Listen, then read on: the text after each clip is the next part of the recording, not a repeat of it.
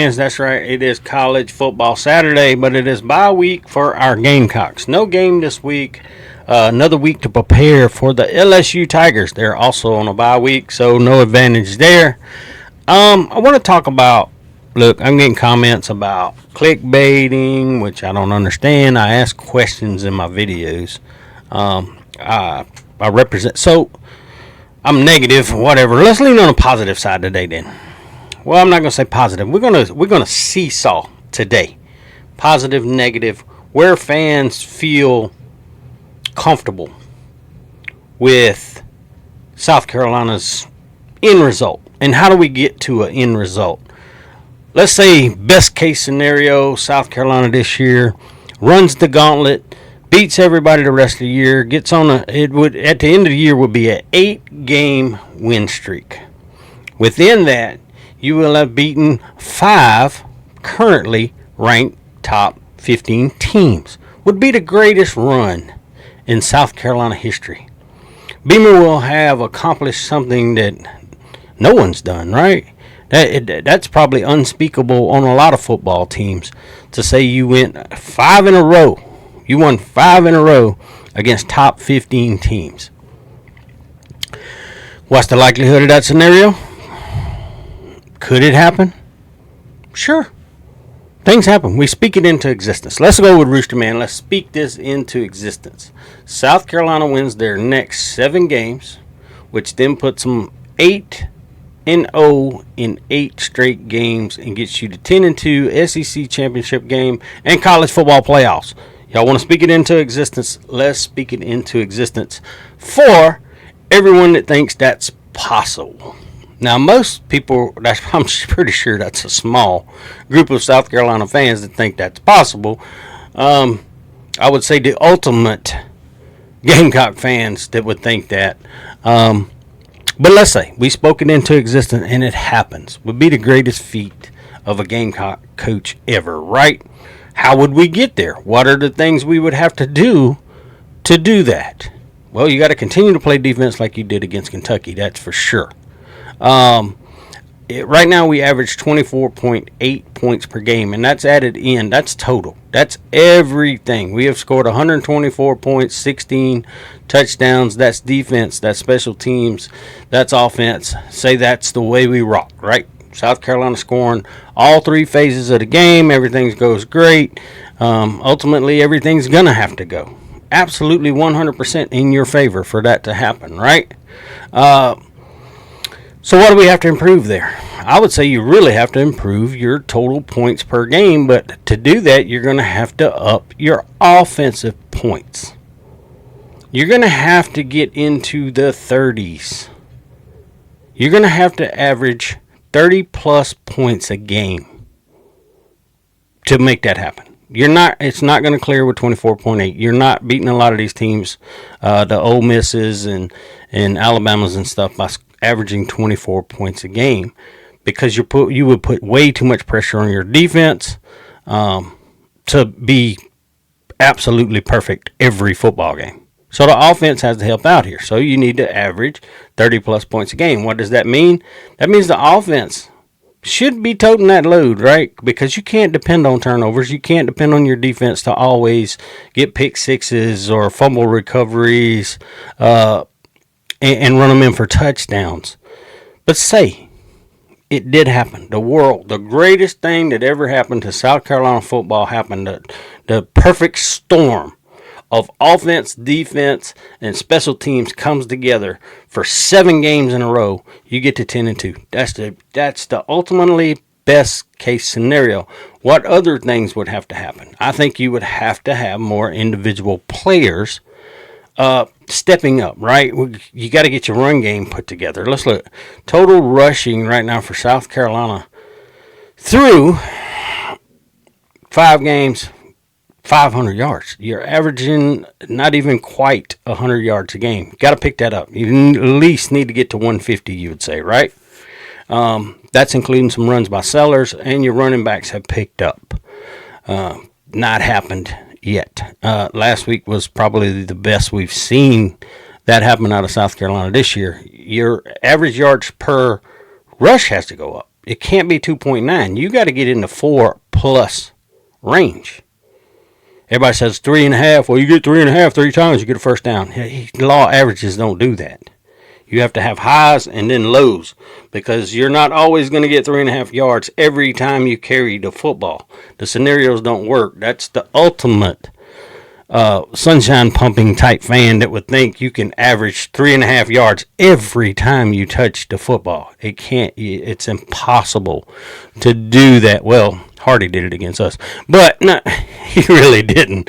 But honestly, you had to say that kid's a baller anyway.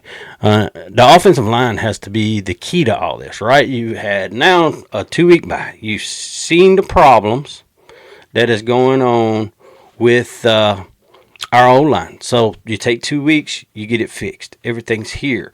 Play calling becomes something more towards what we saw with Lenore's against Kentucky. We saw the Lenore's from last year breaking tackles, making things happen with his feet, scrambling around, throwing the football. Vantravius Jacobs, over 300 yards. What if he gets over 1,000 yards? That would help, right? Say Vantravius Jacobs continues the pattern of getting 100 yards a game. That's 7 games, 700 yards, plus the 3. He's over 1,000 yards. Where does Nick Harbor come in this? 200 and something yards. Say Nick gets you 800 plus by the end of the season. Say Lenore's can finally go off and, start averaging 250, somewhere between 250 to 300 yards passing a game, plus you're adding in another 150 or so rushing. Would 400 yards be very, you know what I'm saying? With 400 yards a game, right now we average a little over 300. With 400 yards plus, say you gain another 100 yards a game or more, get you the ability to do that, to win the next 7 games and go on an 8-0 unprecedented run into the SEC championship game in the playoffs. Everything's a possibility. We're speaking it into existence right now. That is what we are doing. This is the ultimate goal for South Carolina right now. Win every game, win 1 game at a time. Well, you look at our schedule. What do we think about LSU? I'm going to do a LSU breakdown, but I'll put it into a synopsis. Right now, Brian Kelly's going to play the game with who's going to play quarterback for LSU against us. He's not going to tell us. We're not going to know till game day. I don't know why I keep having music popping up. If y'all hear that music, just ignore it. There's some weird thing on my computer that's glitching out right now that keeps throwing out. I don't know if it's somebody trying to talk to me, play music, or thinking something I say I'm asking for a song, but I'm not. So just ignore that, please. But anyway, you can't take sacks. Right now, 15 sacks. We have lost 130 yards off of that offensive total, if you think about it. Right now, you would be somewhere in the neighborhood of about 1,700 total offensive yards. Is that good enough in 5 games? No, you can't have 1,700. If you're going to do the scenario that we just talked about over the next 7 games, you can't average 1,700 yards. I mean, you can't only have 1,700 yards over the next 5 against the competition we have to play. That will not cut it and get it to the scenario we're looking for, which is the ultimate goal of 10-2 SEC championship game playoffs. People are going to tell me I lost my mind. I'm giving scenarios to the people that think I'm negative. I'm giving you positive. I'm speaking it into existence for all the positive fans out here. And then y'all listen to me and tell me how delusional I sound when I tell you these things. So I don't know where the happy medium is with Gamecock fans, but let's try to figure that out. Where's the happy medium for a Gamecock fan this year? Say that ultimate goal. We didn't speak into existence of having an 8-0 run. And we got 7 out of 8. 7 out of 8 put you 9-3. How do you feel about that? That's great. Borderline, maybe playoff. Depending on the teams you beat. Hey, if you go through and beat all these teams and your one loss is maybe Clemson at the end of the year, you're making the. I don't know how anyone would argue about you don't make the playoff, because a lot of teams you're going to beat along the way are going to be playoff teams or teams that are right there with you borderline. You're going to have it head to head. Wins and losses. So 9-3 ultimately, yeah. Can it be done? How does that happen? Ultimately, you want to win all your SEC football games. if you're going to take the loss, you take the loss to Clemson, I think. I've heard some people, my buddy Dealmaker's crazy as cucumber, talking about South Carolina to lose the Coastal. Coastal's horrible. If we lose the Coastal, we don't deserve to go anywhere but our ass back to the house. Anyway, you think about it. So South Carolina upcoming has some tough road games. LSU, tough environment to go in. Offense is going to have to play really good, and you're not going to be able to hear Lenore Sellers. We already know we've had communication issues with our O-line and players saying they can't hear or whatever was going on there. Well, it's going to be loud as all get out at LSU. We know that. It's considered louder than Williams-Brice, and all the fans that's been to Williams-Brice games know how loud that place can be. So how do we get... Say we drop the LSU game, but it's a close game, and we're fighting and we're scrapping, and you lose by a field goal like we did to LSU last year. Do you feel good about the team moving forward? Or do you say, well, this LSU team ain't very good either? And I'm not going to break down all the stats of where LSU's at. Let's just say they have some of the same struggles. They have offensive line struggles. They can't really run the ball.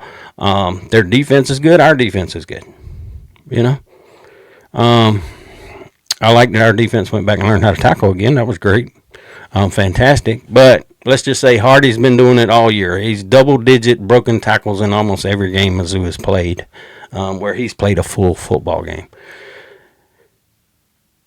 So you lose to LSU. Then what you look forward to, you got games coming in, right? You got Alabama. I want to take a look at that real quick. Let me get my SEC schedule over here. So South Carolina's going to be coming off of LSU, right? And then who prior to we go through our LSU game? Where's my little South Carolina here on Saturday? No, we have Oklahoma coming in. Oklahoma will be coming off of the Red River shootout, rivalry, whatever they want to call it. So Oklahoma's coming off the Texas football game. South Carolina could be a trap game sitting there. They're looking at us just coming off a loss to maybe LSU. We don't know the status of Mateer yet and his hand surgery. What's he going to be able to do? I don't know. Be honest with you, I haven't even looked at it to know which hand he had surgery on. If it's his throwing hand, that's an issue that's going to be long after, he's healed up in 2 weeks. No. You got a grip of football. I don't know why he would be out if it's the other hand. You just wrap that bad boy up. I don't know, taking snaps, maybe it's an issue. But they get Kent State, so it's not like that. Bye week, Kent State, whatever the hell.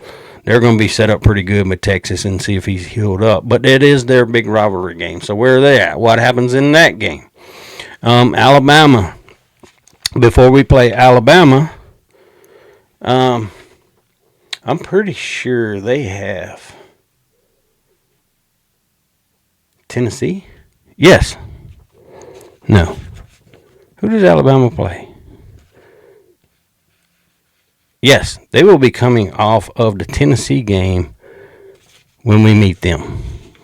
3rd week of October. So Alabama's going to go in a fight and have to battle with Tennessee the week before. Where we coming off of Oklahoma. How does that affect Tennessee? How does that affect Alabama? Say Alabama loses to Tennessee. At home, I don't know. Alabama has to fight really hard against Tennessee. I think that's going to be a good football game. I don't think Alabama's going to roll Tennessee at all. It's going to be a scoring, who can score the most points in that game between Joey Aguilar and Ty Simpson to me. But Alabama comes into South Carolina. Is that a trap game scenario there too? South Carolina can win that one. So you can get to 9-3 realistic. If you really broke down how this worked out, you could get there. But we have tough games ahead of tough games also. You know what I'm saying? Because we have the scenario where we got Alabama, and then after that, you got Ole Miss. And you have to travel to Ole Miss. So say that doesn't work out. We can't get to 9-3. We're dropping to 8-4. How do we get to 8-4? You win your home games, right? Let's see. Home games are Alabama, Oklahoma. There's 2 of your wins right there. You beat Coastal, you beat Clemson, and you're going to have to get one road upset. So where's most likely you're going to get that road upset? Is it Death Valley at LSU, Kyle Field, Or can you go to Ole Miss and beat Ole Miss?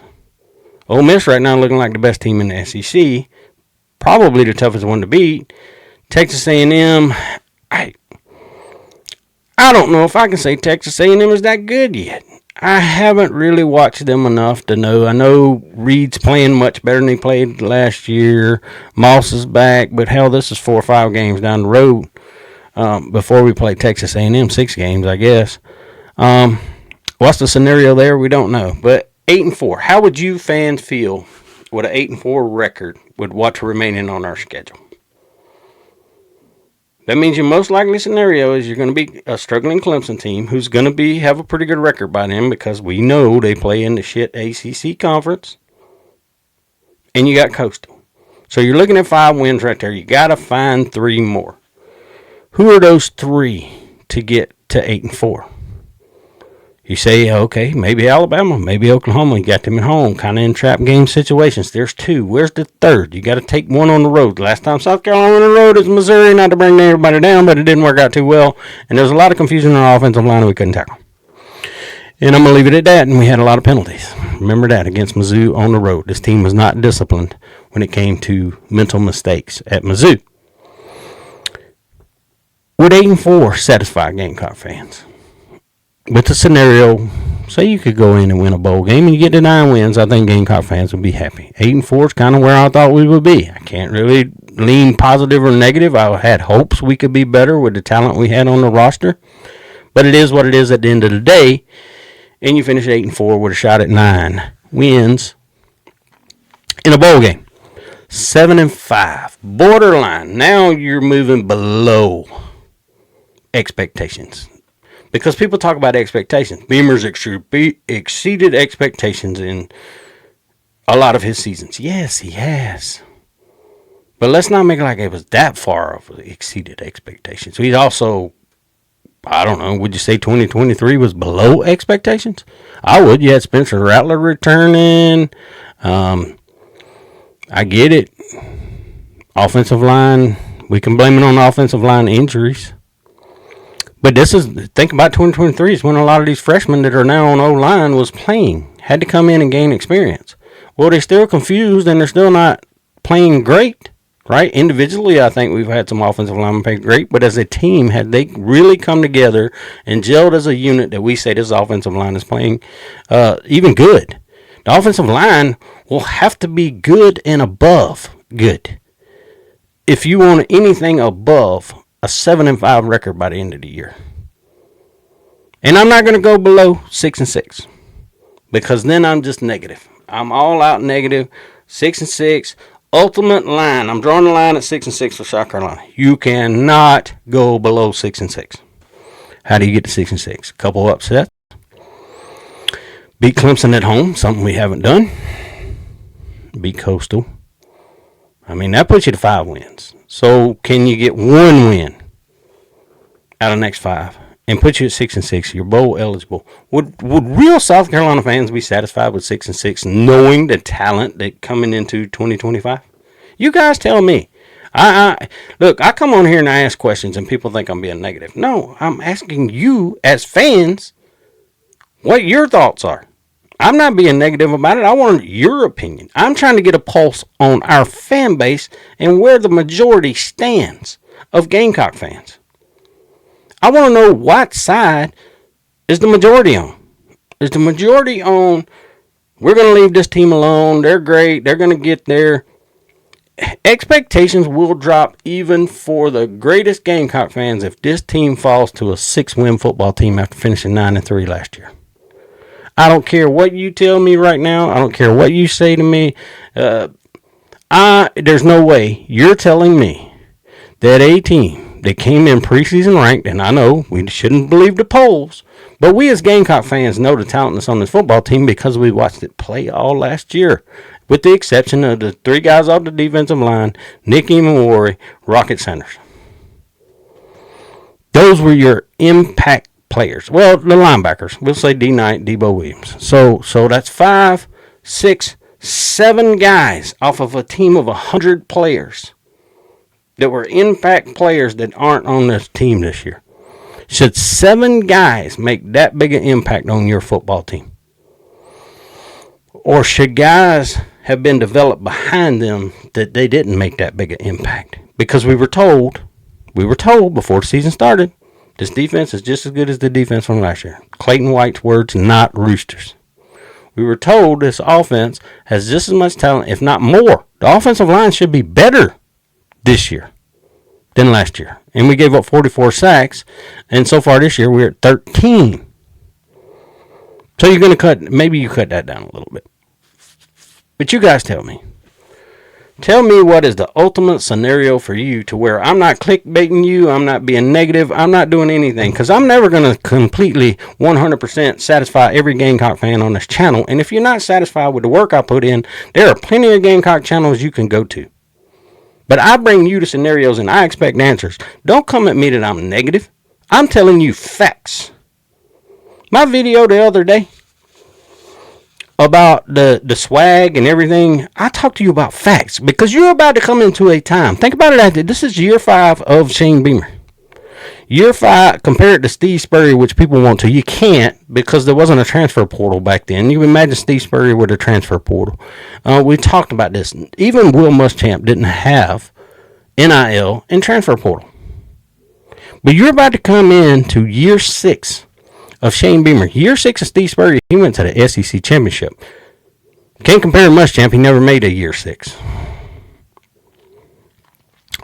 But Steve Spurrier went to the SEC Championship in year 6. You know what happened to 3 years after that? 3 11-win seasons. Does anyone think Shane Beamer's still going to be leading this team in wins as a head coach if he stays another 4 years of what he's got to do to compare to what Steve Spurrier did? It's not going to happen.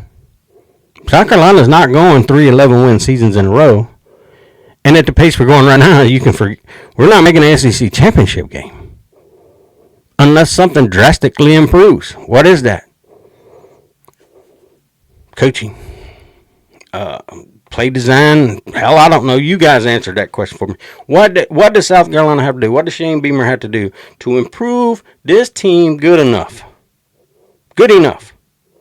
to make a run at what Steve Spurrier did in those 4 years? You guys tell me. Because nothing I say is going to satisfy some of y'all. And I ain't trying to. If you don't like what I say on this channel, you don't agree with what I say on this channel, it's an open platform. You can put it in the comment section. You're right here. You make your comment. But come with a legit argument. Don't come with just some bullshit-ass statement about I clickbaited you or I'm being negative. Tell me why I'm being negative and tell me why what I said is not realistic. Is the more realistic side of Gamecock football right now. I don't lean sunshine pumper and I don't lean ultimate negativity. I tell you the facts that I see in front of my face. If the team's playing bad and making bad decisions and there's bad play calls, I'm going to say that. Now that's my opinion. You might tell me I lost my damn mind, but ultimately the vast majority of people that subscribe to this channel so far, out of almost 500, agree with what I'm saying because they see it with their own eyes. But anyway, I always love all you guys. I appreciate you guys. Please like, subscribe, share the channel. Let me know your disagreements, but please bring something to the table. Don't just get on here and say some bullshit. Oh, that old man's just being negative. No, I'm not. I'm being fucking realistic. And some people, I guess, can't handle realism in this world. But you better learn. You better learn. This world is very hard, very difficult. You better find some realism in your life. Anyway, love all you guys. Peace. Have a wonderful college football Saturday.